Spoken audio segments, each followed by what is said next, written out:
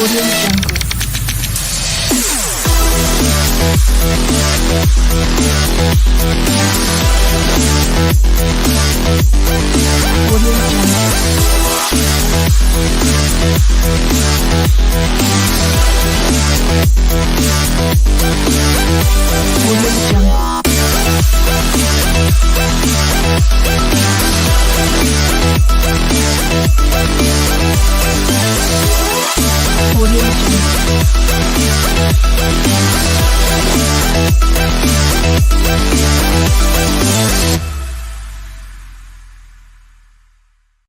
Good evening, sports fans around this big, beautiful blue marble we call Earth, in whatever city you may live in. Welcome to episode 115 of the VWU Sports Podcast. I am, of course, the owner and founder of the VWU Sports Podcast. I am the creator of the bar, Mr. Jake. You can call me JB, Jade Snake, whatever you may feel like it. But I'm being joined, as always, by my bar Keith, Carter, and Brandon. And one of our regulars, Cody, is here with us. Our other regular, Jose, will be here as well. He is unfortunately at work at the moment, but he will be joining us as soon as he can.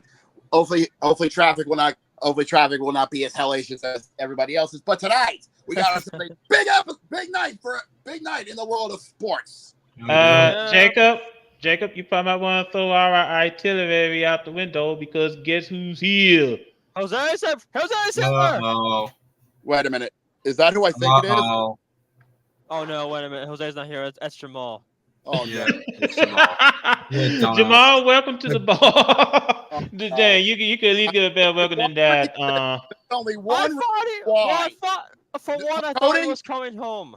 Hold on. There's only one reason why Jamal has jumped in this early. I know that reason. You know what? I think we're gonna burn that itinerary to ash. Jamal, the script's out the window. We're gonna let you have the floor. Oh no. Y'all start with how y'all want to proceed. Well, for one, I don't know why Jamal's here. So can someone give me context? I know the reason why Jamal's here. So we're gonna save that special moment for later on tonight. But trust us, you don't want to miss it. But anyways, so we'll keep our itinerary for now. But trust me when I say this, you don't want to miss it. But anyways, we like we said, we got a lot to talk about. As welcome everybody to March of 2024, and March has a lot to talk about in the sports world. Starting off on the hardwood with the NBA, because like we said, the second half of the NBA season is hot and heavy to say the least. Let me say something real quick, Jacob, because if anybody was expecting a close game Sunday between the Warriors and the Celtics, needless to say, they are very, very disappointed. I mean, it is the understatement of the year. And let me go get you. And for you Warriors fans, let me do this. Here's your big ass bottle of Jack Daniels for you. Because, oh good God in heaven, Boston went to town on your asses. Golden State has all this talent, has Steph Curry, Klay Thompson, and all these guys, but yet look at what they're doing. You're basically playing underwhelming basketball. How do you play underwhelming basketball with Stephon Curry? How do you do that? How was work, Jose? But yeah. Let me explain because we brought this up. Yeah, we brought this up because Sunday the Celtics basically took the Warriors to the woodshed, and last time I checked, they haven't came out yet. The final score of that game was 140-88. They went to the woodshed and they had the spiked paddles waiting. I actually said this when I saw that blowout happening. I was like, is Golden State asleep at that time? What the hell? Hey, Golden State, don't worry. The Pacers are right next to you. No, You think It's just been shit. you think Golden State overlooked Boston? Well, No, I'm saying, do you think they're playing overlooked bad. Boston? They've been playing bad this entire season. They've been overlooking their L's. You have Stephon Curry. What are you doing? Yeah. I think another thing to consider, guys, is that everybody, and I mean everybody, is overlooking Boston. I mean, that's the thing. I mean, they just. Not me. Not me. Go ahead. I tried to say, and it's just, I just want to point this out because, to see how Boston just completely dominated the Warriors in Boston over the parquet floor. I mean, just basically had their way with them. Jason Tatum and Jaylen Brown they just basically had their way with them. I mean, they're gonna like school from Family Guy saying, "Dance, puppet, dance." I mean, that's how tough that game was. Many people were a little bit disappointed about the outcome, but that just goes to show you how tough the Boston Celtics really are this season. Now, I would like to give a shout out to Victor Wembanyama for playing ridiculously good basketball and living up look at that. Someone to actually his said his potential. last name right. Yeah. Shout out to him for living up to his potential.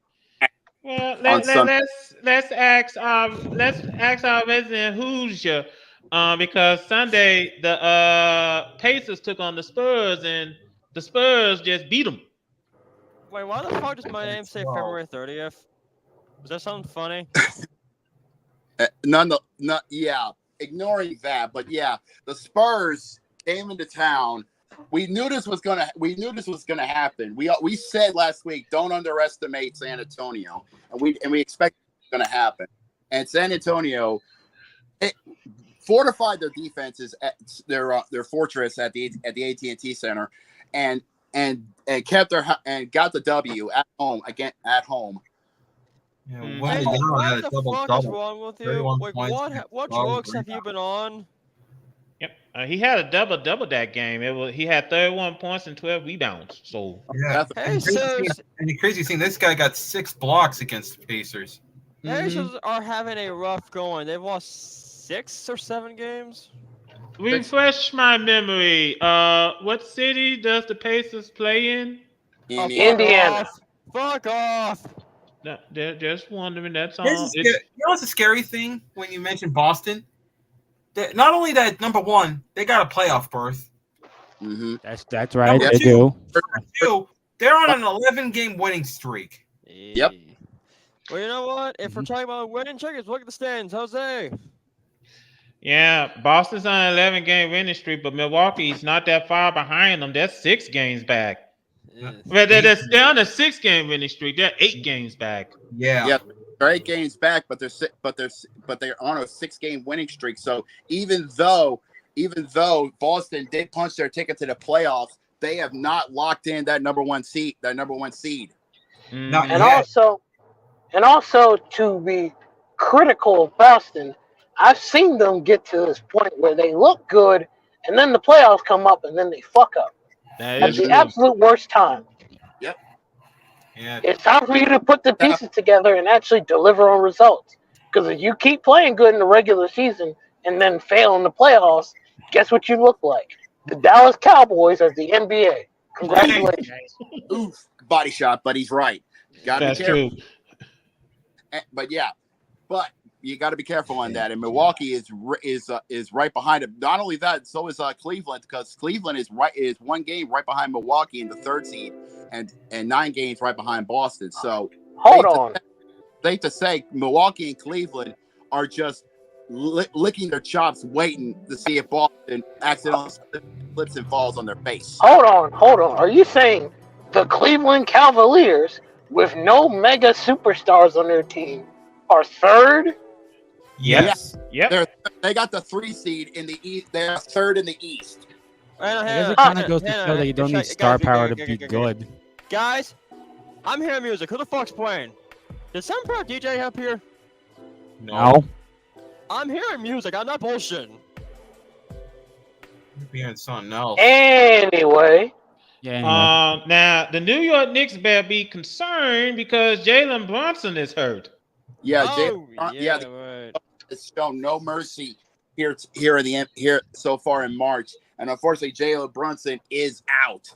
Mm-hmm. But they got another veteran, They got another veteran, Shake Milton. Yeah, that's true. About to see how he does now with Brunson going to be on the bench for the time being. Can this help? Can it help New York get on the bounce? Get on the back on the. Well, he's going to be. Well, he's only going to be out for like a game or two because it said that the Knicks said that it's a knee contusion. So, okay. So it's going to be a short stint. Mm-hmm. Okay. Hey. Negative. Oh, hey, a New York team having bad luck. Who would have guessed? There must be yeah. Anyway, so we got ourselves a good card here for tonight. 9 games on the itinerary for tonight. Yes, a lot of games you want to clamp an eyeball on. Let's start it off with a game that's going to be coming up. Tip off in just about under an hour over in Charlotte. The Charlotte. Oh God, playing host to the Orlando Magic. Magic looking a chance to increase their lead in the Southeast Division. They are literally at each other's throats with the Miami Heat. Half a game between them. Absolutely. Now, Yeah, speaking of the Heat, they're playing against everybody's favorite dumpster fire of a team, the Detroit Pistons, aka the Tankers. Yep. Yeah, Yay. that's going to be in the FTX Arena. Mm-hmm. I'll keep calling it the Miami Arena because remember they lost that sponsorship to FTX because. Hey, Jacob, I have an idea. I have a contingency. How about we call it the Heat Arena? Let's just get through it. No. But anyways, that is I'm glad you just brought up Jacob real quick because his Pelicans are going to go up, across the border up north to Toronto and the Scotiabank Arena to take on Toronto. And here's the thing. If I take a look at the Southwest Division, we are still holding. They're holding the top of the Southwest Division, but by 2 games over Dallas. So a winner tonight can help us increase that cushion just a little bit. And so far in the West, we are holding on to the 5 seed, but by a game over Phoenix. So a winner tonight. I was about to say, guys, we got ourselves a double main event tonight. Main event number 1 takes place in Cleveland. We got the Celtics and the Cavaliers. That's 7:30 actually. It's the number 1 seed versus the number 3 seed. Can the Cavaliers take a chunk out of the top team in the East and the Celtics at the Q? Mm-hmm. And not to mention ending that 11-game winning streak. Indeed. Oh, yeah. And this is a true main event on TNT at the Ball Arena. The reigning champion Nuggets play host to the Sons of Phoenix.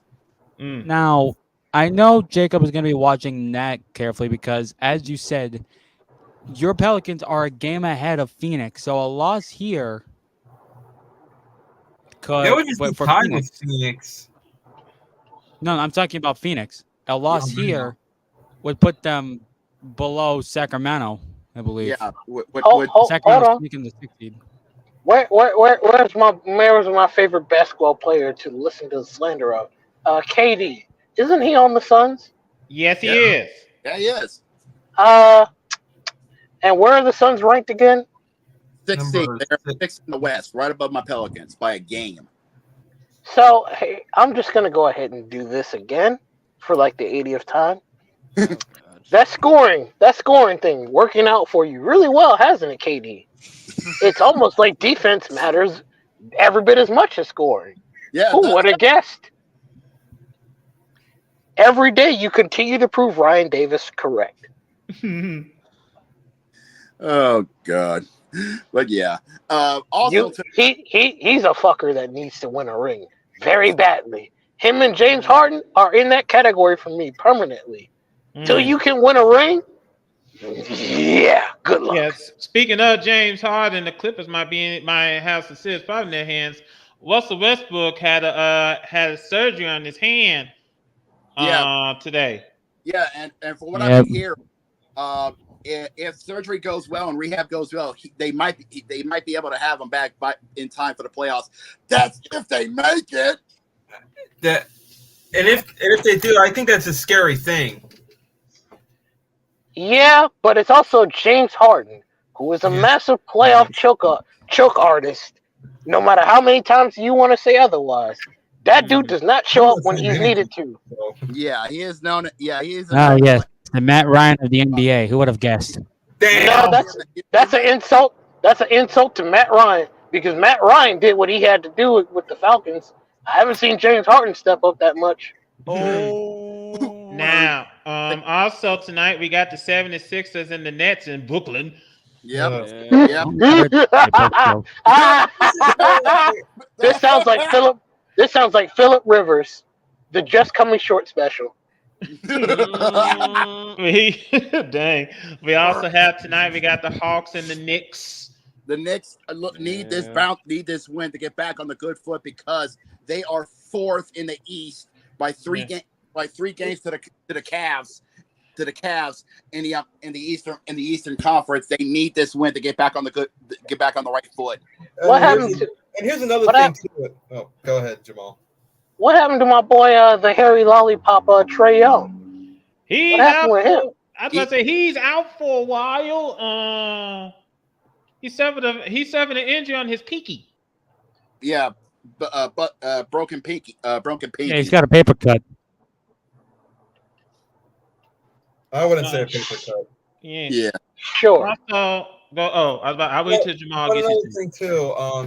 As we just saw, Knicks are number 4, but behind them, by half a game, as you guys mentioned, is the Sixers. So. Yeah. So basically for both Philadelphia and New York, they're going to be watching each other's games very closely. Yeah. Also tonight, we got ourselves an in-state rivalry at the Toyota Center at 8:00. It's going to be Houston playing host to San Antonio. That's going to be ugly. Well, get the coffin ready for the Rockets because I already know where that's going.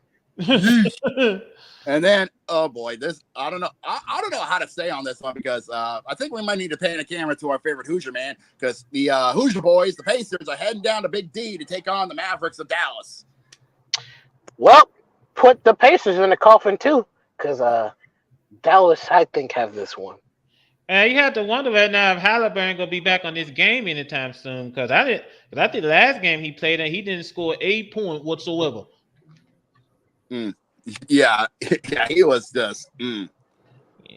Yeah, so but overall, though, like I said, we're in March. Action just continues to heat up.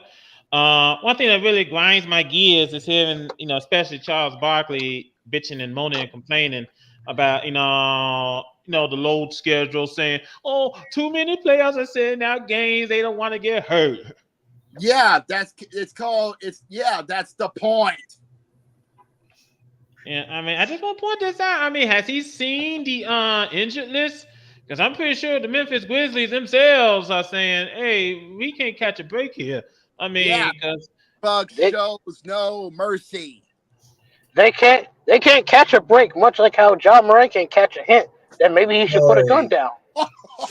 Dang. Now I know you guys brought up about Brunson. Good news is that his knee is clean. He's going to still be out for this game, though. So. Yeah, but thank God. I just said, yeah. Hopefully, everything clears up. Hold on, what were the Bucks doing again? Let me check. I think they might be off today, but I could be wrong. They are. Okay, they're off today. Okay, so good. Luckily for them, because they're playing tomorrow against Golden State.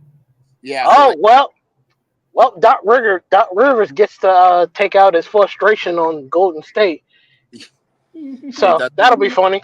Yeah, well, yeah. Anyways, safe to say, games on sports for the pro side, but the action's still not going to be done on the courts because the college world does not shares its fair share of craziness because, like I said, we're in March, boys. Yep, and that means that the madness is about to commence. Yes, as a matter of fact, I believe beginning tomorrow, some of these conferences they're gonna start having their conference tournaments. Yes, starting this week. It is conference tournament week. It's conference championship week, meaning the conference tournaments is about to begin. Meaning the road to Phoenix is about to begin, boys. So make sure your engines are cleaned up and working properly, and you got enough in the tank. Absolutely. Now let's take a quick look at the polls real quick for this week. Yes, starting. Let's take a look at the top 25. And remember, this has been posted by the Association Press yesterday, March 4th, 2024. And take a look at the top 25. So far, it is still Houston's World holding on to the top slot at number one in the poll in the nation. But the reigning champion Huskies are climbing up the ranks. They have taken the second slot in the nation. Yes, and number 3 behind them is the Boilermakers of Purdue. Yeah, Purdue takes a tumble to number 3 in the nation. Tennessee goes down to number. They're staying at 4. Nation. On at number 5. Iowa State is now number 6 in the nation. Carolina, the Tar Heels of UNC is now number 7. Marquette is now number 8 in the nation. Takes a tumble from the top 5. Yeah, number 9 is the Duke Blue Devils. And at number 10 is Creighton. The Blue Jays of Creighton cracks the top 10. Nice job, boys. And number 11 is the Bears of Baylor. The alumni of Illinois takes number 12. The Auburn Tigers takes number 13. The Jayhawks of Kansas, number 14. The Wildcats of Kentucky, number 15. The Crimson Tide of Alabama, number 16. The Gamecocks, number 7. South Carolina, number 17. Get this, the Cougars of Washington State takes number 18 in the nation. Yeah, look who jumped up. It's Gonzaga from 23 to 19. That's a good job for the Zagas. And number 20 is Brigham Young. Number 21st, the Aztecs of San Diego State.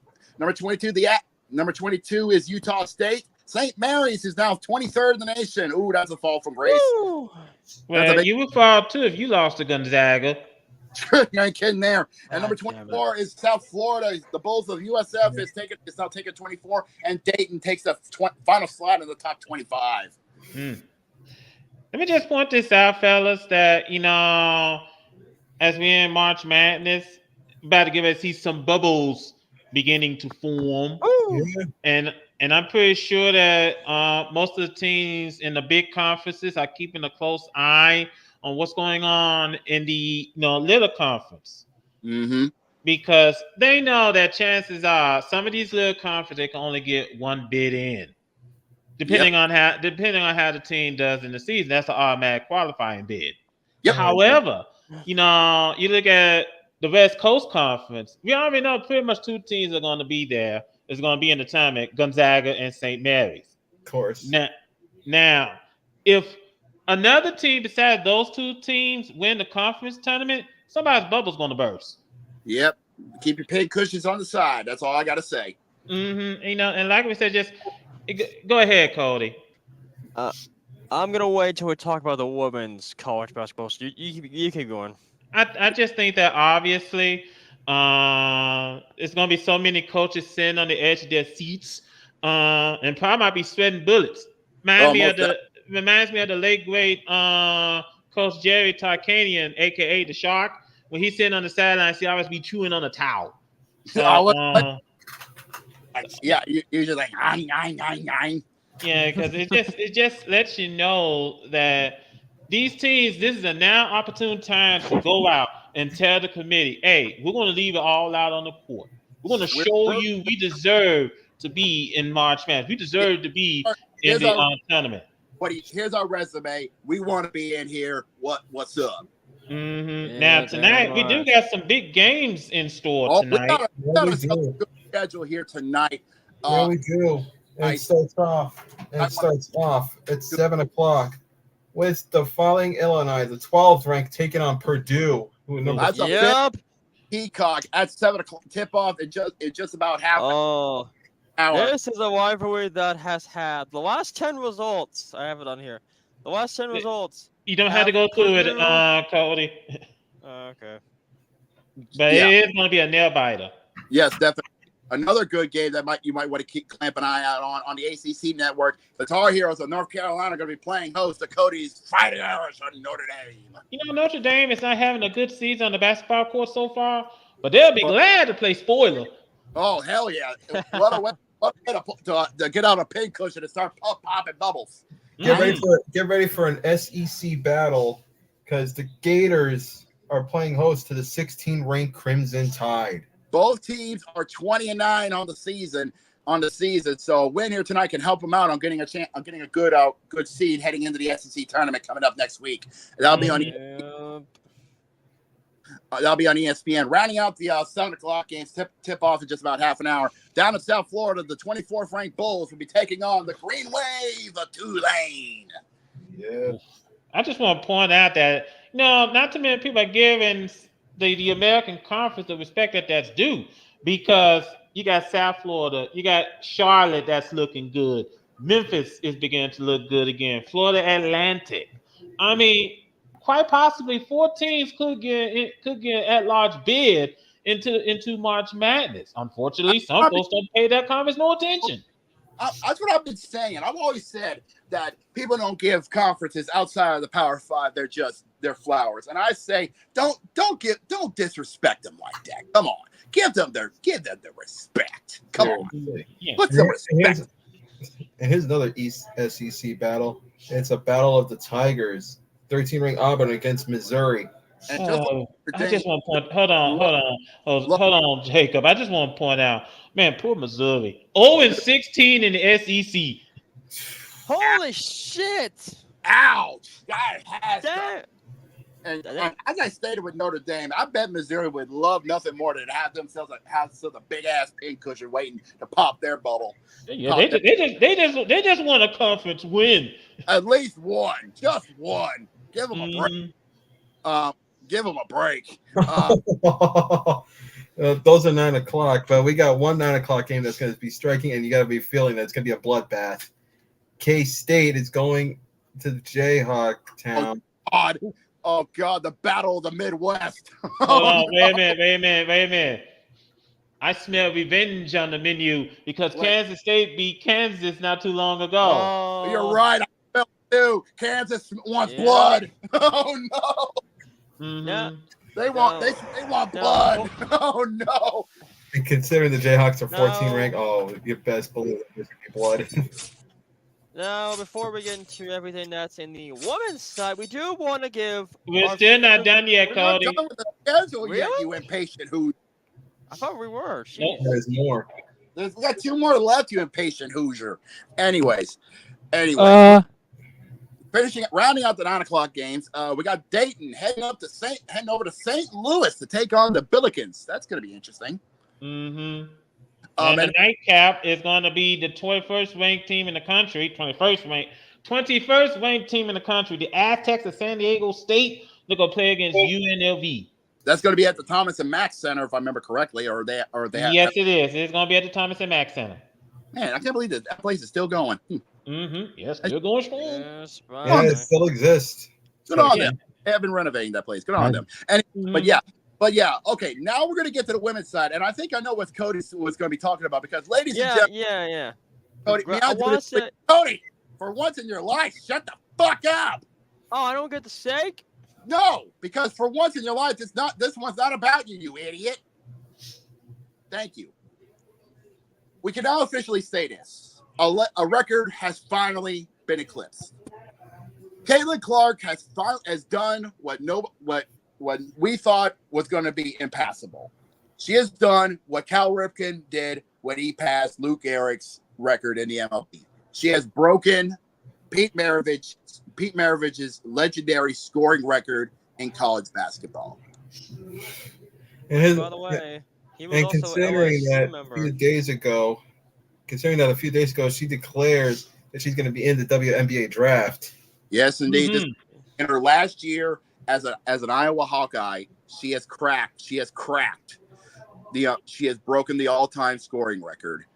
Yeah. Now, let me hold on, Jacob, because I do want to bring this up. There was a whole lot of eyeballs that wanted to see this record falling. Her game, Caitlin Clark's game, set a record for most watched women's regular season basketball games since 1999. More than 4 million folks tuned in. 3.39 million viewers, the most watched game in 25 years. And also, LeBron James congratulated her. Indeed. Also, LeBron, we forgot to congratulate LeBron James himself. He's the first NBA player to score over 40,000 points. And not only that, we talked about this as well. He's also the first player to consistently hit 1,000 points a season for how many seasons? Brandon, was that 21? Yeah, 21 consecutive seasons. He's hit 1,000 points. Mm-hmm. And let me also bring this up. There's a reason how come the Big Ten conference tournament, the women's side of the Big Ten conference tournament, is sold out because everybody wants to see Iowa. Everybody wants to see her play, which is good news for Cody because the team that has the number 1 overall draft pick in the WNBA draft is the Fever. Yep. Anyways, unfortunately, no games for the ladies' side here tonight because the ladies' conference tournaments have begun. There is a women's game tonight. Jacob, just one. UNLV versus Utah State. UNLV is the number 23 team in the country. And from what I've been hearing, that is their season finale because starting this Thursday, it is conference tournaments for the ladies, which means that means they'll move to the final. Will be and I just got word, and I just saw this now. Tomorrow is the start of the Pac-12 in the women's tournament. Yep. Hold on, because it's going to be the Pac-12, the Big Ten, the ACC. Let's just say all the women's conferences get underway this week.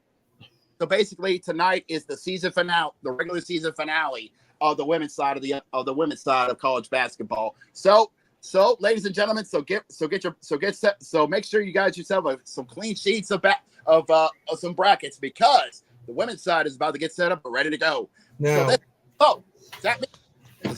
as we look. I got the rankings. Are going to be the last time you're going to be seeing these standings, but after this, it's going to be seeding. We're going to be getting set for seeds. I got the ranking. I got the rankings for the women's. Yep, and these are the rankings. And you know what? Since this is going to be the season finale, we're going to do it. We're going to give them their just due. These is the top 25 for the women's side of college basketball. I'll get this out of the way. You don't mind? Mm-hmm. Yes. So at the top spot, which is no shocker to everybody, South Carolina still undefeated, and right behind them is the regular season is Stanford. I don't know. Yep, number 2 is Stanford. Iowa jumped up from number 6 to number 3.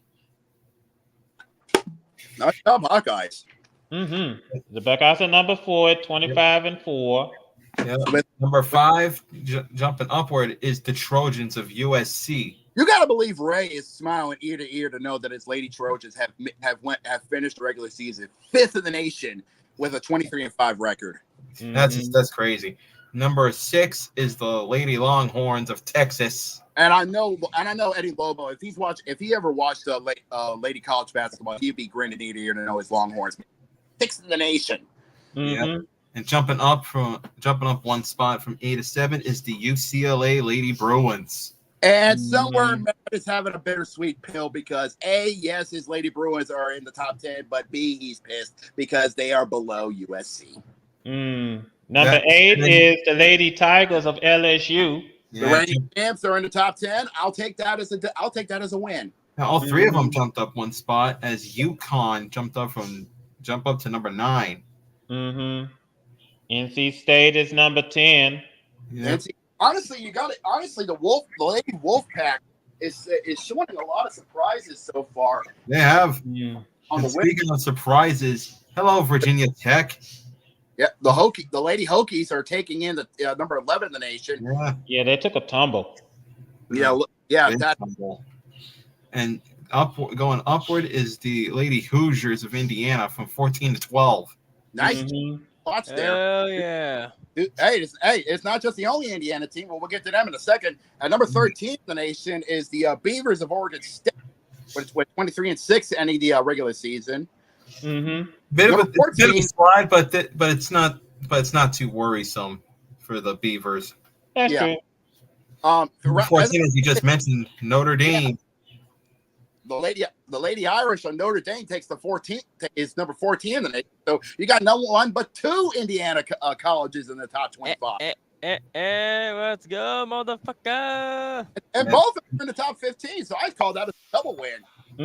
Now, Gonzaga, the Lady Bulldogs of Gonzaga, they're number 15 in the country. Oh yeah, and they just swapped places with K-State, who were number 16. Yes, indeed. And then the Bears of Baylor takes number 17 in the nation. Oh, they jumped off from 21 to 17. Yeah, that's a good trade-off. That's a good way to end the season, jumping up, almost reaching the top 15, but just missing it. Yeah, it's also taking the tumble are the Lady Buffaloes of Colorado. They're number 18. 18th in the nation. Following them is Oklahoma, the Lady Sooners, 19th in the nation. Another swapping in the places. It's Oklahoma and Syracuse. Yeah, take a little flip-flop there. Syracuse taking 20th in the nation. Just outside of the top 20 is Creighton, the Lady Blue Jays, at 21st in the nation there. Yeah. Right behind them is the Utah. Yeah, the Utah with 22nd in the nation. Right down to top 25, you got the Rebels, Lady Rebels of UNLV, who are playing tonight. We're going to be playing tonight in their season finale. Yeah. In the season finale, honestly, they should be higher up in the record because if you in the rankings, because if you take a look at their record, they've only lost twice. That is true, but the Mountain West gets no love for some odd reason. Again, no respect. No respect. Going back to the rankings, number 24 is the Lady Cardinals of Louisville. And again, another team with a conference that doesn't get any respect. Fairfield, 26-1 on the season, and they just cracked the top 25. I'm a little bit surprised that no one's paying attention. Yeah, that just shows that nobody pays attention to teams outside the Power 5, and that's just wrong. Also, let me bring this up a little bit as we get ready to head into the conference tournaments on the women's side. Can you imagine the SEC championship game, LSU and South Carolina? Oh my God! I call that a true rematch because they have LSU chomping at the bit to get back to South Carolina for nearly breaking the streak and taking them out of the number 1 slot at EMAC. You know, the only reason they got lucky is because Angel Reese got let her emotions get to them, okay, and B, we got inconsistent in the second half. Okay. So, absolutely. So they took what they learned and they played them in the finals. Oh, how the stories will change. All right, then. Let's go ahead and shift focus to the ice. And, well, Lindy Ruff, I got 2 words for you. Stay with me. I think we got a soundboard here. Where is it?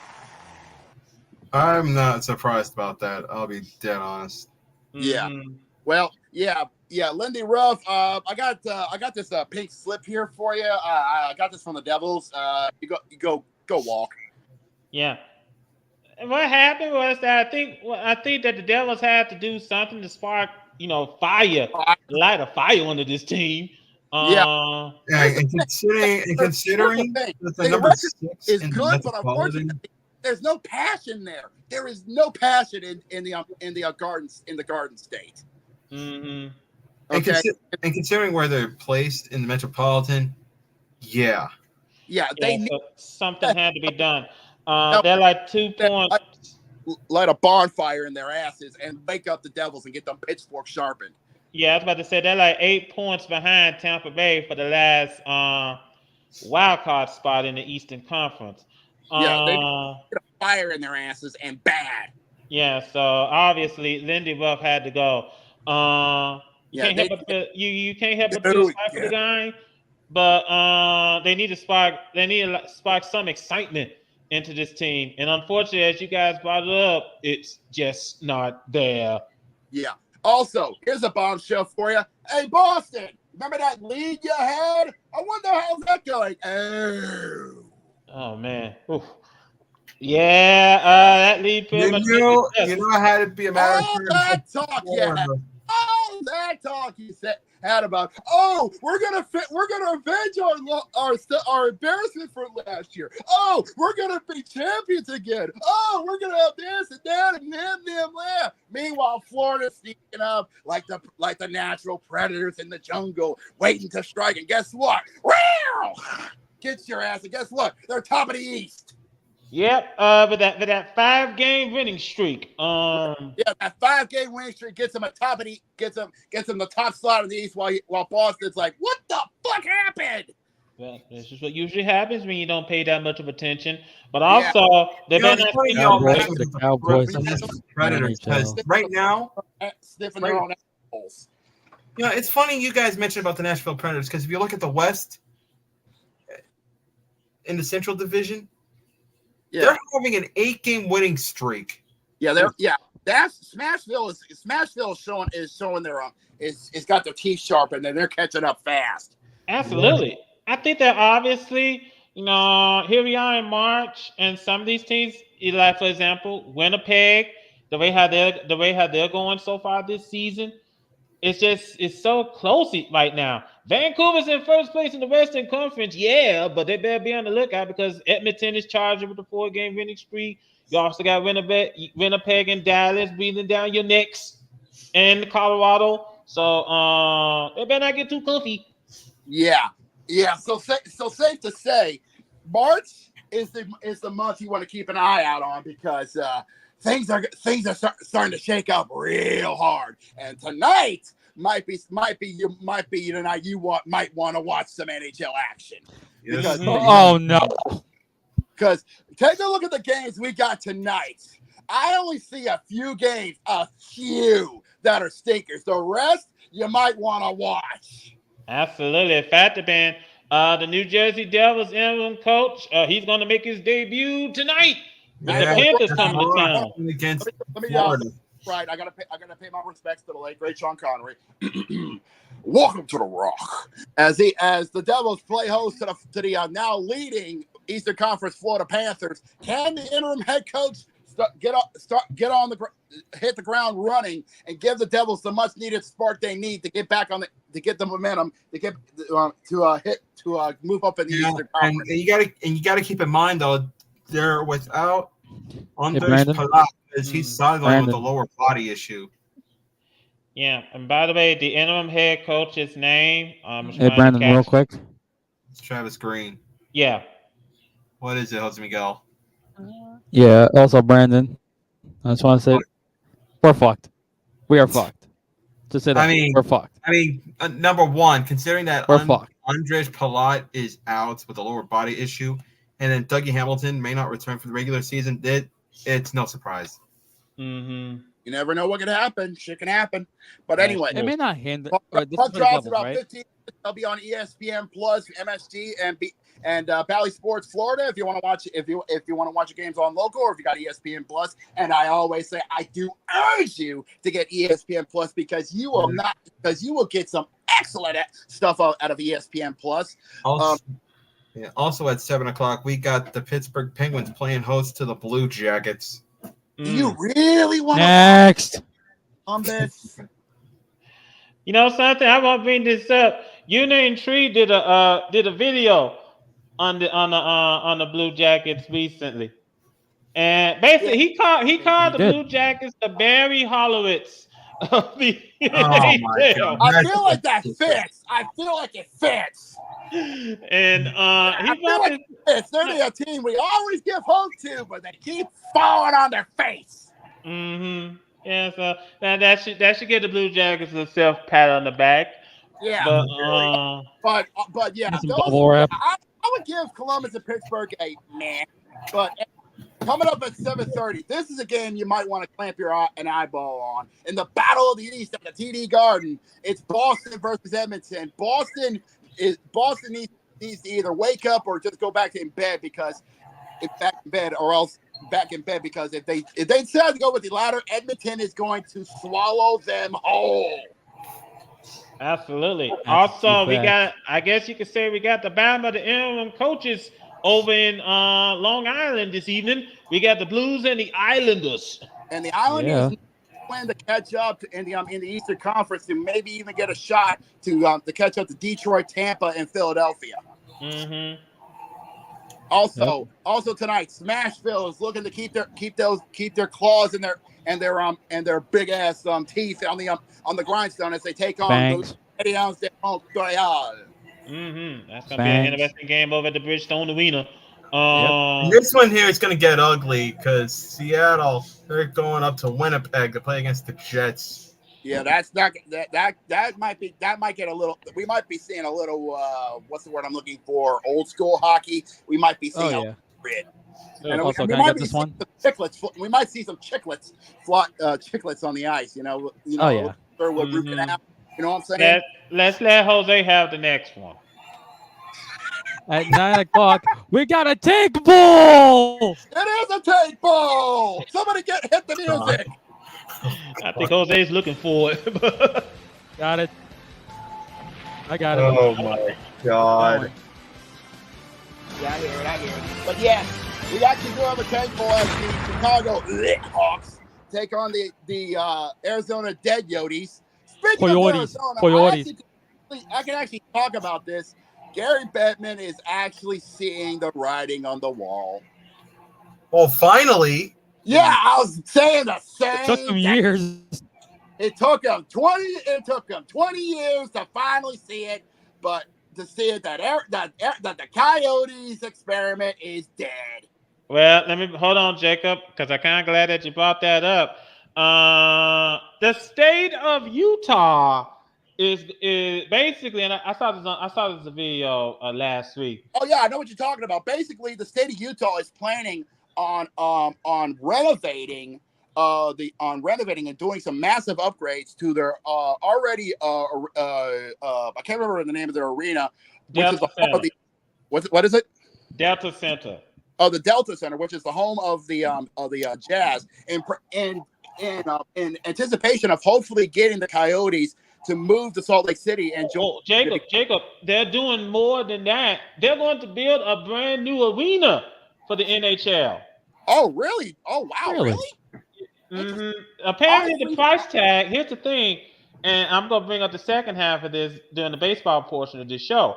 But Utah is ponying up $900 million to one, renovate the Delta Center, and two, build a brand new arena to lure the NHL.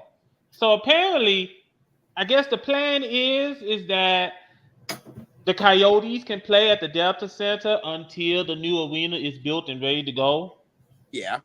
So I could see them doing that, which is why I could see how come if it goes through, because remember, if it does work, then that means if it does work, then it could work because that means it will still be at 32, and the Coyotes could stay in the Pacific Division Central.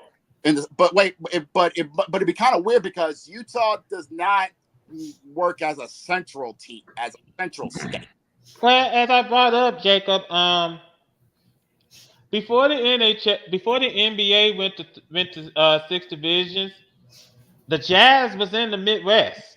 So there's a chance it could work. But before we put the cart before the horse, let's see what happens with Arizona, because recently they went through a 14-game losing streak before they finally broke it against the Ottawa Senators. But so swallow. Anyway, and then hold on, let me finish, because also let me read this up, because I'm pretty sure, like you said, Gary Bettman pretty much seen the line. This team can't stand one more year being at the Bullet Arena. I'm sorry. You cannot survive having 4,000 fans in your stadium, and that's all you can fit in. You can't do it. Anyway, we're coming up at 10:30. Yeah, and the real main event, it's a real main event. You want to try 3 games for college. Funny. Anyways, at 10:30 in a real main events matchup in the Pacific Division rivalry matchup at the Staples Center, I am dying on this hill. We will see the Kings go head-to-head with the Vancouver Canucks. Both teams are fighting in the Western slot. Vancouver is trying to hang on to the top of the West, while Los Angeles is trying to move up in the ranks in the Western Division. So basically, this is a true main event heavyweight fight under the City of Lights. Mm-hmm. And of course, the last game of the evening, we good. got the Stars and the Sharks. That's why I call Vancouver and Los Angeles the true main event, because those two, it is a true heavyweight main event fight in the City of Lights. Absolutely. That is true. So that's a lot of action out there on the ice tonight. It's time to separate the pretenders from the contenders. And here we are. Take a look at the standings so far, as we are just starting off in the month of March. Like we said, it's time to get ready to separate the pretenders from the contenders. As stated, Florida has taken over the top slot in the Eastern Conference by 2 points over Boston. So basically, they need Boston to fall on their ass tonight to keep their top slot in the East and get the dub coming up in just about 10 minutes when the puck drops. Mm-hmm, absolutely. And also, while Florida is ahead, like head and shoulders ahead in the East, if you look out to the West, you see Vancouver is just leading everybody. Yeah, but not by much, because, like you said, Winnipeg, Dallas, Colorado, Edmonton, and the reigning champion Knights, Los Angeles, and Nashville are coming for them. And they are. Oh my God! Oh my. Okay. So safe to say, 18. right now, we are seeing what we wanted to see. Both conferences, we are not seeing any heavy, clear favorites. We are seeing almost all the proper teams ready to throw dukes. I'm sure listeners liking this already. This is what we want to see. No clear favorites, no clear playoff punches. This is what we want. This is fun. This is you're in. This is hockey right here. This is how you get your fans in. You want newcomers to get in. You show them this, like, oh shit. How do I watch this? They're like, okay, here's how you do. You go to here, you go to here, you go to here, and we're like, there, you're in. You gotta. Okay. I can tell already. Jose Miguel's grinning. Right now, that Cheshire grin. I'm not grinning. My eyes are popping out of my head. Now then, let's go ahead and shift focus, heading out to the Diamond. I got some news. Before we get to some big news in the MLB, we need to have an update, because last week we had some shocking news during spring training. Toronto Blue Jays closer. Forgive me for not remembering his name. Unfortunately, his son, during one of the games, his son got hit by a car, by a car from a pedestrian, and had to be rushed off to a local hospital to be and Eric straight Swanson. Eric Swanson got hit by a car and had to be rushed to the ER. Thankfully, we had some great news. Thankfully, though, his son is recovering well, and he's out of alert. Discharged. The proper term is discharged. He is discharged from ICU, and he's recovering well. So thankfully, thank God, he is recovering. He is recovering, and he's not feeling any serious injuries or any of that stuff. So that's a good thing. Yeah. That's a big sigh of relief. Now then, let me go ahead and bring this up while we're in the neighborhood. First of all, we got some players that's heading on out to the Med. Lucas Giolito. Yeah, he could possibly miss the season. Yeah, unfortunately, Red Sox pitcher is Lucas Giolito. Unfortunately, he might miss the season due to an elbow injury. Could be Tommy John surgery. From what I see here, it is an elbow injury, but it's potentially season-ending UCL tear. Ooh, there goes your season. There goes that optimism being crushed. Yeah, optimism being destroyed. That's what I want to be clipped. What? Optimism being crushed. Oh, now also, Sonny Gray, he could miss the opening date. Yes, Sonny Gray. Yeah. He got himself a hamstring injury. They say they're funny you say that because they say it's mild. Yeah, it's mild. It's a mild hamstring injury, so he might miss he could miss opening day, but it might not be as serious. But since it's a mild hamstring injury, it might be as it might be just that. It might be just opening day and not too much and not as long as. Funny you mentioned opening day because it's expected for one person to be there. Our reigning seasonal MVP last year, Ronald Acuna Jr. Yeah. Ronald Acuna is going to be ready to go for the Atlanta Braves for opening day. Another player who's knee irritation on the bench, Justin Verlander of the Astros. He's going to be could be on the injured list due to a shoulder injury. Actually, the Astros are saying that he's going to begin the season on the IL. Yeah. Bad news for a lot of the teams here. The injury bug does not wait for the season to start dishing out. And funny you say that. Funny you say that because there's another injury that I forgot to bring up. It's another pitcher, and it's on the Giants. Tristan Beck. You. The Giants starter is going to be shut down for 8 weeks for an undergoing vascular surgery. Ooh. Heart injury. That's not. And also, let me bring this up because Agent Scott Boris, who has both Blake Snell and Jordan Montgomery as his clients, has mentioned that interest is up for both these men. Fetterman, he said, this is from ESPN. There's a pitching panic going on in baseball. We got so many starting pitchers that are now compromised, maybe short term, some long term. And the calls for elite starters are starting to increase. Interesting. With many clubs right now, because of the pitching issue, the competitiveness of their seasons is at risk. So I know he's trying to get both his clients signed.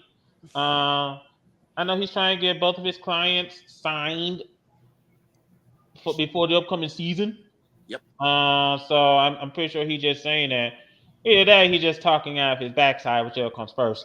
Also, let me also bring this up. Matt Chapman, of course, he's signed with the Giants. It's a 3-year, $54 million contract.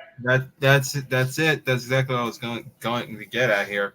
Mm-hmm. Also, I was gonna bring that up. Also, this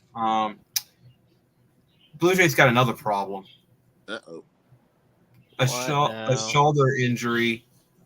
This time it's on Kevin Gausman. Oof. Kevin Gausman out with a shoulder injury. Ow. It's not. It says it only just pop. It's only just a poppage. So he's going to be out for a couple of days. No structural concerns or injury. That's a big sigh of relief. Oof. Now then, sticking to baseball. Go ahead, Cody. I know Carter hates when I talk about this since last year, but there is a breaking news announcement that happened a few days ago.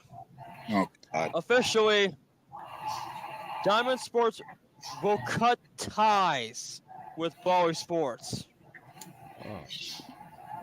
Okay, so the Diamond attorneys filed a 91-page reorg plan to the United States Bankruptcy Court in the Southern District of Texas, and they're eyeing an April 17th hearing. Oof. So Bobby Sports will commit their stuff this year, but after 2025, they're done. Damn. That means that a lot of MLB teams, MLB, NHL, the entirety of the RSN may have to find a new home. That's gonna be rough. But with how Chapter 12 and Chapter 11 bankruptcy on, they could have an easy way to get back in. Yeah, that's really unfortunate. I was gonna say, after all of this crap we talked about, we got to say goodbye to one person on this one. That's Josh Donaldson.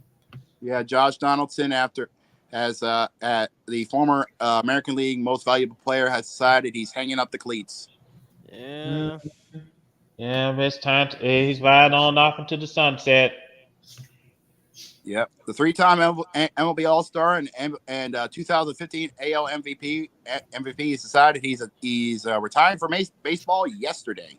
Now, yeah. So now I want to bring this up, and the Oakland A's have unveiled some renderings of how they want their stadium to look like in Las Vegas. Yeah. And I'm pretty sure. I hope that Jose could, post up the picture. Can you from show Twitter. that?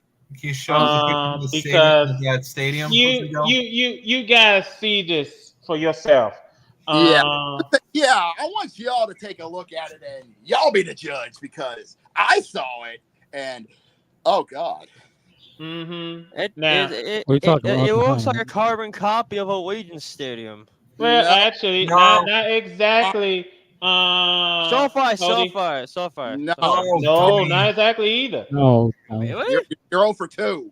They're trying to get it designed. Yeah, they're trying to get it designed like the Sydney Opera House in Sydney, Australia. Yeah. What? Yeah. Now, hold on a minute. And the word eyesore does not do it justice. It is bad. Holy shit! How yeah, bad you is it? you got to see the rendering for yourself, because it's hold on before. I think husband girl's confused. Are we talking? I found it. Hold on a minute. I'm gonna put it up in a minute. Okay. Yeah, it is bad. Okay. And mind you, this is gonna. And here's the thing: they're planning to build this monstrosity on the. Yeah, that is the pic. That is the rendering of new Las Vegas A's Stadium in Las Vegas. It's going to be on the site of the now going to be soon to be former Tropicana Hotel, which is going to be closed in April next month. Next month, that's going to be in its place. Now, remind me, it looks freaking horrible. And I quote that she didn't want the A's there. They're just ignoring what the the city of Los Angeles. Now, hold on a minute, right? I think it's best that we get a simple side-by-side comparison on what the hell they're supposed to what they said was supposed to look like, right? Give me a minute. It looks like you said it looked like the Sydney Opera House. And now, please. Well, let's see, right? I'll let y'all be the judge on this, right? So as you see right there on what you see on the screen right now, is what supposedly what it'll look like. Yeah. Now show the actual Sydney Opera House. All right. Well, here you go. 3, 2, and 1. Now, answer me this. Does that look like something the A's actually used, or did they actually just draw it on tracing paper while after drinking 3 bottles of absinthe? Tracing paper. They did. Yeah, they drew it on right. drinking absinthe for 3 hours. Hold on. Go back to the original picture of the stadium, or the supposed stadium. With pleasure. All right, here you go.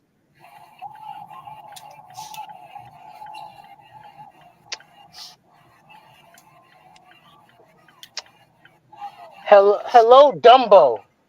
Hello, Dumbo movie premiere stadium.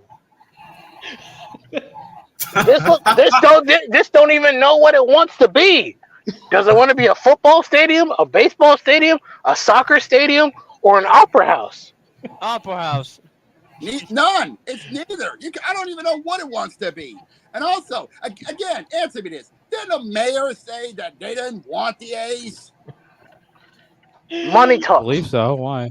Yeah. Money talks and buttholes walk. That's true. Right. I always say that. Money talks and bullshit walks.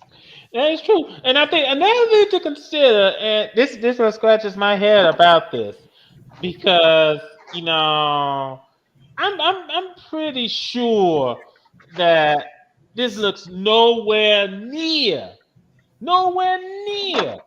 like the Sydney Opera House over in Australia. Not at all. And I know they mean well, but this is ridiculous. Now, I did bring up the story about Utah. Also, they also decided to set apart another $900 million to build a brand new stadium to lure a baseball team. That's if they get an expansion team first. That's if the league expands to Utah. That's the catch. If the league does expand to Utah, Utah gets right straight to work building a brand new baseball stadium. So, I mean, it's just a very serious head scratcher what San Diego the A's are doing.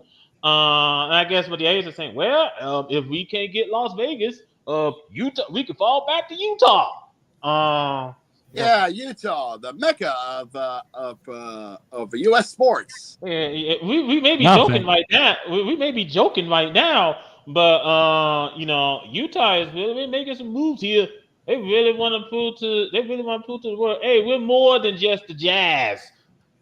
Even though they asked in the first place. Yeah, I mean it's just a very, very, very serious head scratcher.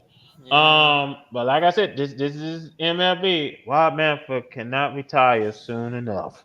That's all I gotta say about that. He can't retire soon enough. He's really, really giving Gary Batman one for his money for worst commissioner ever. That's all I gotta say. Let's go ahead and move on. Please, before I have another tirade.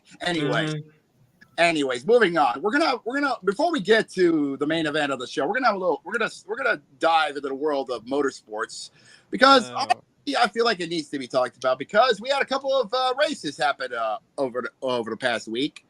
Formula One has kicked off their 2024 season over in the country of Bahrain with the Bahrain GP, and as is tradition, Red Bull kicked off the season with a 1-2 finish. Albeit with a lot of people complaining, as always. Mm-hmm. Yeah. No shocker there. No shocker there. It's kind of what it is. Kind of what it is, and we're not going to go deep into that because honestly, if we did, not a lot of us do that. Their next race, it's going to be funny. It's going to be this Sunday at noon in Saudi Arabia with the Saudi Arabian Grand Prix. Now, also, bring this up about NASCAR real quick. NASCAR had their race over in Las Vegas recently. Yep, and we also had some history as well. Raja Caruth becomes the third African American to actually get a win in the NASCAR Cup Series. Yeah, Raja Caruth won the race over in Las Vegas. Congratulations. He joins Bubba Wallace and the man who won it, and if I remember correctly, Wendell Scott in doing so. Yeah. Interesting. Yeah, that says a lot right there. All right. That's a lot. That says a lot. Let's go ahead and head on off to the meat and potatoes, and that's a whole lot of things taking place out there in that football field. All season, one big one, and a certain friend of ours is grinning ear and waiting to talk about it. Hey, Denver, how is that trade treating for you? Hey, Let me go. Well, Denver, look where you are now. You think signing Russell Wilson to a 5-year, $282 million contract was gonna fare you well? You didn't even last like at least 5 seasons with him. Only 2. 2 seasons. I'm pretty sure that if they win another season, Russell Wilson, Sean Payton might blow a fucking gasket like Jacob over here. and because of that, Sean Payton gave him a deadline. Do you want to stay? Do you want to go? And Russell Wilson said, I'm going. And guess what? Denver's now got a big-ass bunch of money they got to eat. Well, time for that part of the podcast. Give it the floor. Give it the floor is yours. Go ahead, Jamal. I already started it. Congratulations, Sean Payton. You have now put the Denver Broncos $85 million in the hole because you hate Russell Wilson so much. And I get it. Russ can be his own double-edged sword with the not willing to be negative part of himself, and I get it. You don't want to be a bad guy. You don't want to be, a guy who's known for stirring the pot, but come on, dude. People want to see you at least indulge in your darkness just a little bit. But whatever. That's not even the important part. The Broncos are $85 million in the hole thanks to their bad decision making. So that's on them. I don't feel bad. You know what I don't understand though? The Pittsburgh Steelers have indicated they have no interest in Russell Wilson. Excuse me? Are you dumb? Are you stupid? Have you not seen what other QBs are in your division? You want to put Kenny Pickett out there with Lamar Jackson, Joe Burrow, and freaking God knows what Cleveland pulls out of their butt. You want to stick with Kenny Pickett. Okay. What, you're going to bring in Ryan Tannehill because Arthur Smith probably likes him more? Okay.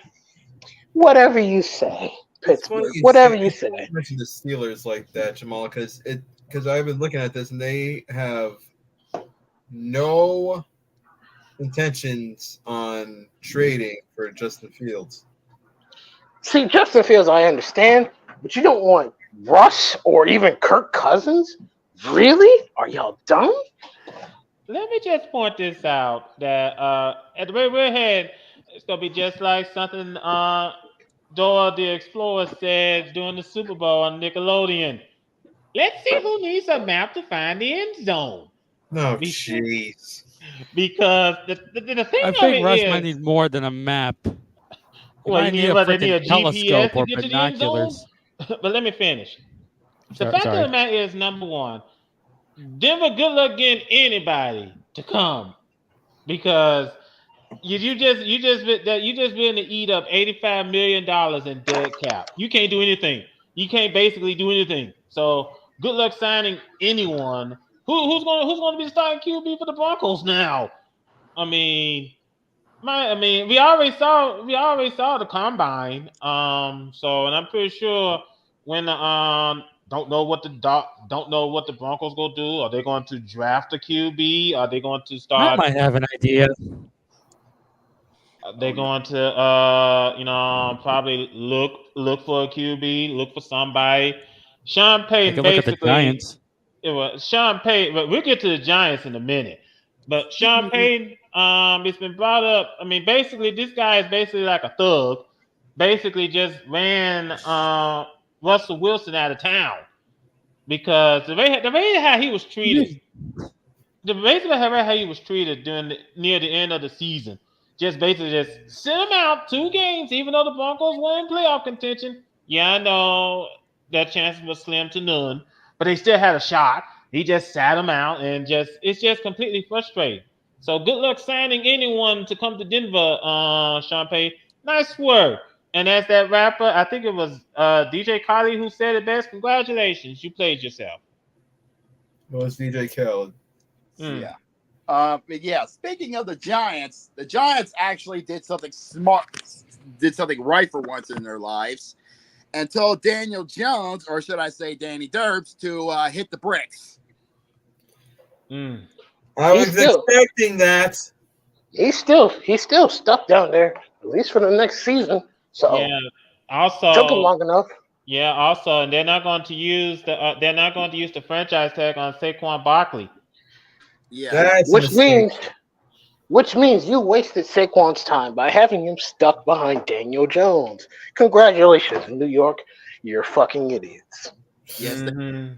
And you talked about the combine. Yes, last week we had last weekend was the 2024 NFL Combine, and and I remember correctly, 300 NFL college hopefuls made their way to Indianapolis to have their potential soon to be maybe NFL teams have their eyes had them dissected to see who would be perfect to be drafted in the NFL draft coming up, and a lot of crazy things happened, including we had a brand new record being shattered in the 40-yard dash, believe it or not, and it was by a wide receiver. But not. I can't get his last name, but Xavier out of the University of Texas ran a 4.21 in the 40-yard dash, breaking the combine record. His name is Xavier Worthy.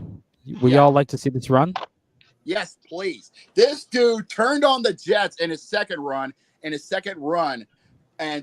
broke the record by 0.3 of a second. 0.3 of a second. Don't forget to mute the video, Jose. Yeah, that was his first. I've already done that. Now I just want to Jacob, can you point this out for me, please? Yeah, will do. As stated, he pointed the original record, which was set what over 20 years ago. I think. I believe so. Yeah, in his first run, and he said that he was gunning for the record. So he wanted to take a second run again. This is his second run. And remember, this is coming straight off of the official NFL YouTube channel. So if you want to see it for yourself, please go check it out. Check it out because it is something you want to see. So here is Xavier Worthy turning on the Jets. Here we go, everyone. He's in set. All right. Perfect pose and go. And he's off. Look at the stride. The power. Wow. 4.22. That was the unofficial time, but they actually said he actually got there at 4.21. Shatters the record by 0.4 of a second. And believe it or not, a friend of mine from another Discord that me, Brandon, and Jose are in actually stated, and I quote, that give the NFL 5 years, and we might be seeing running backs, wide receivers might be breaking close to the fours. Mm-hmm. Yeah. Okay. It's gonna be dangerous. And honestly, I will put that with you. Yeah. Now let me also bring this up because, well, it's that time of year, fellas. The NFL teams making salary cuts here and there to get under the salary cap. And this had to happen. Hold on, give me a second, Jacob. This had to happen again. We made fun of this last year. We got to do it again. Another player got released on his birthday. Oh no! Happy birthday! You're fired. I mean, good grief. Jaguars released defensive tackle. I'm gonna butcher this name. Alonzo for look who you're talking about, because I know who you're talking about. Mm-hmm. And ESPN simply said, "Happy birthday! Now find a new job." Ouch. I mean, it's just that. Hold on. Jenkins. The name on that guy is Foley Fatakasi. Oh, Foley. Okay, Foley. Yeah, Foley Fatakasi. Mm-hmm. Yeah. So I mean, the fun part about it is that the team's official X account wished him a happy birthday earlier in the day, in the morning, and then 7 hours later, the team released him. That's just a kick in the nuts. Mm-hmm. I mean, but I kind of see how come they did it, because cutting him saves the Jaguars $3.5 million against the cap. Wow. And that, unfortunately, that just hurts for knowing that your talent just saved up nearly $4 million in cap. Yeah, hold on. Speaking of caps, hold on, Jose, because I'm also going to say that's okay. The team is going to absorb $9.269 million in debt money. Yeesh. And, even all that cap saving, they are still in the hole. Mm-hmm. And remember the NFL did talk about this, made an agreement to increase the salary cap to, if I remember correctly, $240 million. Yep. Also, the Seahawks are. Let me bring this up. The Seahawks are releasing everybody. Jamal Adams Quandre Diggs, and Will Disley. So they've been released. Wow. So Adams released wiped $16.5 million off the Seahawks books. So that's good. As well as the $17.5 million, which is also not guaranteed, he's scheduled to make next season, the final year of his contract. The Seahawks will save $7.3 million against the 2004 salary cap by releasing Adams while taking on $19.6 million in dead money. Sheesh. Now, also releasing Diggs frees up $11 million in cap space, while this lease release frees up $6.97 million. So, no matter how many corners you cut, you're still going to end up owing money. Also, the Dolphins, they released Jerome Baker, no relation to Jacob Baker, but they released him. Saves Miami $9.8 million against the salary cap. So pity though. I mean, he underwent surgery on his wrist in January, and he was released with a failed physical designation. They are also releasing cornerback Keon Crossen. So they're pretty much cleaning up house over there. Again, as these teams continue to try to get under the cap. So, but it's that time of season, folks. I mean, teams making moves, trying to get as much under the cap as possible. And like we said, also franchise tags are also being handed out as well. So, Patriots are using a transition tag on Kyle Duggar. It's a $13.8 million transition tag. And so a lot of these teams are making moves. Chargers, they released linebacker Eric Kendricks. So, and that saves them about $6.5 million from the cap. Now, while some players are getting released, other players are getting re-signed. For example, Dalton Schultz is staying in Texas on a 3-year, $36 million deal. And the Buccaneers, they have re-signed Mike Evans to a 2-year deal. Not bad. So, I want to drop this up right now because the scoring has begun in the NHL, and safe to say it just started ugly. Which game? Devils, Panthers. Oh boy, who brought the bake stick?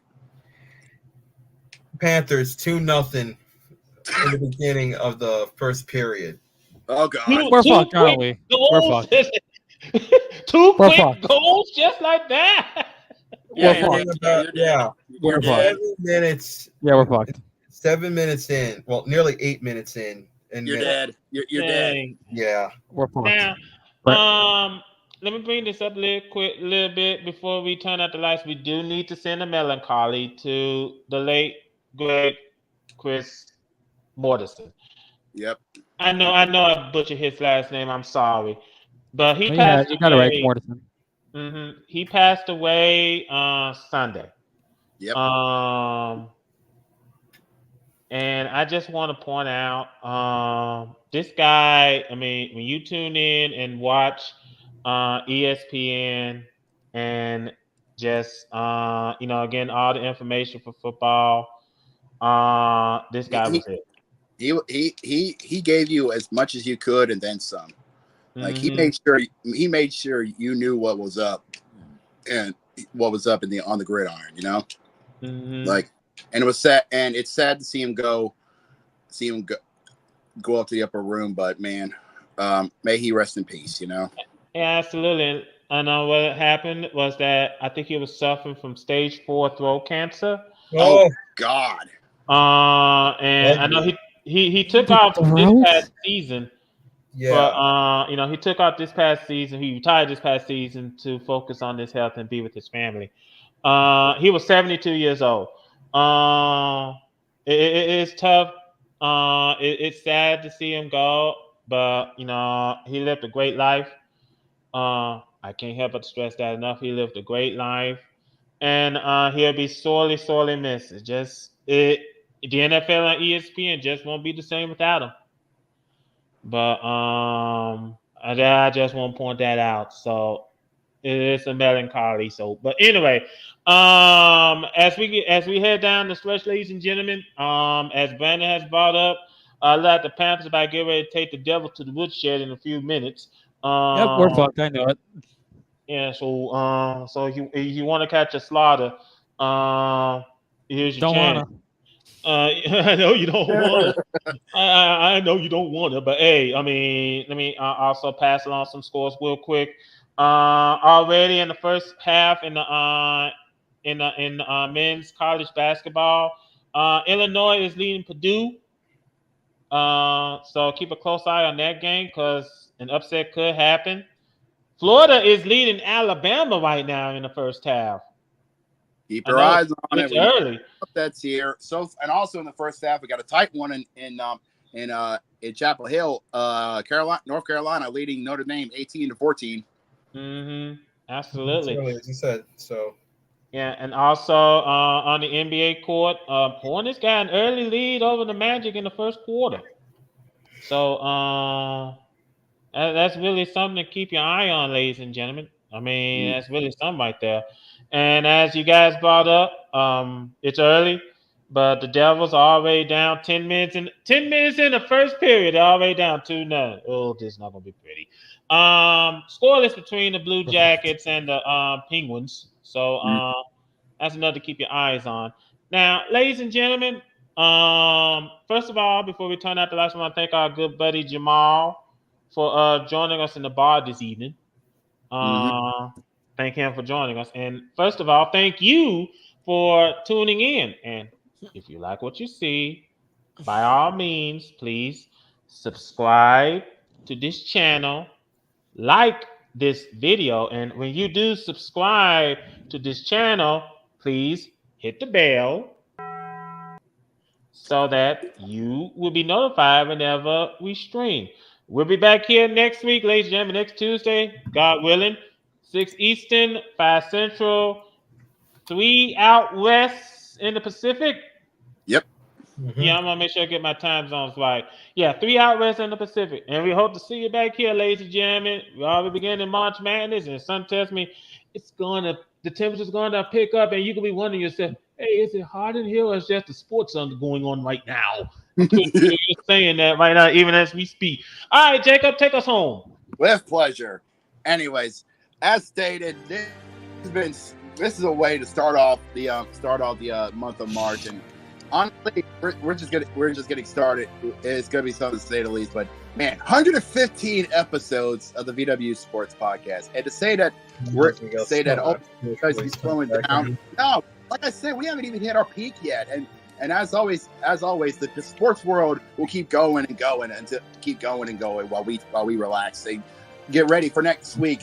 Because as stated, the NBA is just getting started with their second half of their season. The NHL is just about to get ready for the playoffs. And trust me when I say this, it's the perfect time to be an NHL fan because both conferences are in a dog-eat-dog world, and every team is chomping at the bit to punch their ticket to the hoist Lord Stanley's Cup.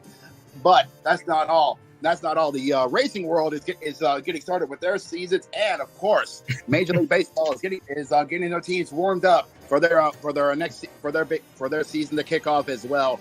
Safe to say, the sports world is having a lot of fun, and we're enjoying every minute of it. And if you like what you see, well, come on back here next Tuesday, 6 Eastern, 3 Pacific, here on our YouTube channel. And if you want to be one of our regulars here, please subscribe to the VW Sports Podcast channel here on our YouTube. And if you did like what you see, please hit that like button right down there. Share this video along with your friends over on all social media accounts. And if you do want to be notified of when we go live next Tuesday, please hit the bell. notified when we go live next Tuesday, and trust me, you do not want to miss it, because next Tuesday we will be recapping what has happened on the women's side with the conference tournaments. The men's conference tournaments will be getting set up and ready to rock and roll, and of course the NBA will be continuing their march towards the playoffs. So will the NHL, and of course the NFL will be getting set up with their continuing on with their off seasons, and the MLB will be continuing on with their march towards their season starters, and so much more. But until then, that is next week. For now, we got to close up shop. For everybody here, from Jose, Cody, our good friend Jamal, Brandon, and Carter, we thank you so much for tuning in. But until then, y'all have yourselves a good night. Y'all stay safe, and we'll see you all next week. Yeah, Jose Miguel still ain't Yeah. shit for the background music.